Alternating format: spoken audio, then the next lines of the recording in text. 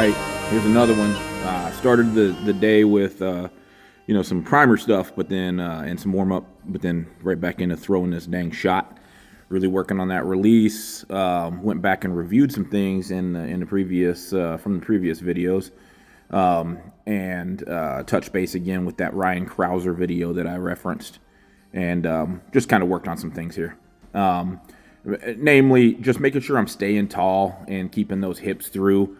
Again, this is the ending position of the push of the shot, the final push, I guess you could say.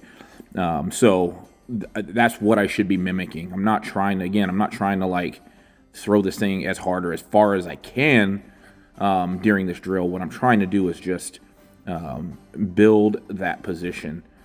So hip through, good block, not over rotating, diving off to the left, which I was doing in my previous video. You might have, if you got a good trained eye, you probably noticed that.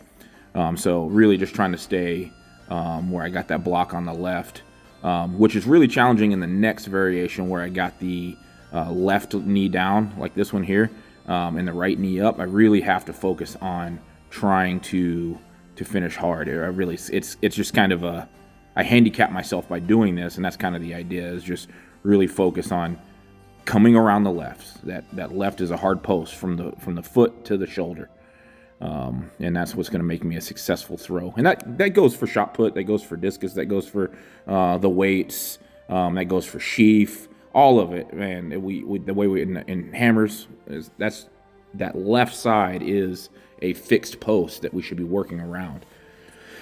And then deadlifts on the day. Now, I'm not going to say that this workout was fantastic, because it actually wasn't, man. I did not feel strong. I felt beat down. No particular reason other than I think just stress accumulation. And I'm going to talk about the kind of stress, so I'm not like stressed out. Life's good. Job is good. Money's good. Training has been going well, but I've been on the grindstone a lot, and some days, some days I'm training in that dip, I'm training in that valley. It's important to keep training in that valley, but also understanding that the results are not going to always be exactly what you expect them to be. You're not going to be able to execute what's on the paper all the time, especially as a 40-year-old athlete. Sometimes those dips are hard to train in, but train nonetheless, get what you can get done. My general rule is to for sure get your mobility stuff done, get your main movements done, and then if you got some PT exercises, get those done, and then cut out some of the accessory if you feel like you're really, the batteries are pretty drained, which, like I said, they were a little bit here.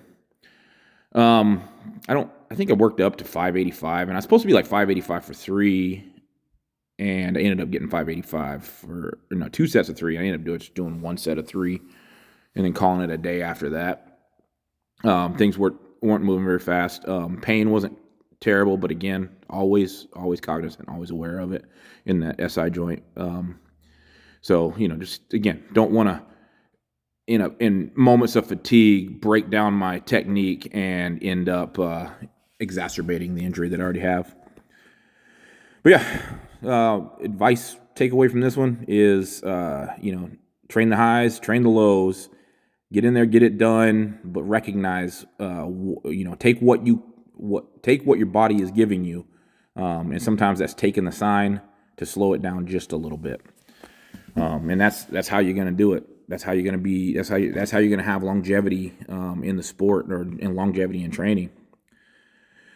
So, did the deadlifts and then moved on to some step downs after this, just to work that PT, work that hip and the SI joint a little bit. It occurs to me that I have not announced my season yet, and let me see if I can get that wrapped up for y'all real quick. So my first games of the year will be in Albuquerque on May 2nd, going back to Albuquerque, Rio Grande Valley Celtic Festival. They're having me back, and I'm excited about that. Then next after that, I'll be headed to Costa Mesa, California. A game I've had on my radar for a long, long time. Wanted to get there. Asked a few times to be there, and this year they reached out and invited me, and I'm super excited about that. Going to Orange County. I think that's May 22nd and 3rd. Double check the calendar on that, but it's a Saturday and Sunday or around those dates. And then I got a couple weeks, 3 weeks off after that, and then another bucket list games for me, Salt Lake City. And I've been told many, many times by many people, need to get to Utah. You have to throw in Utah. And so, again, thankful for the people that recognized and reached out to me. And I'll be looking forward to going down there, putting up some big numbers, and hopefully putting on a good show for that Utah crowd. Again, super thankful. And the last thing currently on my calendar right now is the end of June, the Alaska Games, and it will be my Masters debut. Yes, you heard that right. I will be throwing as a Masters athlete for the first time. I'll talk more about why that is and why I'm choosing to do that later in a different video, but I'm pretty excited.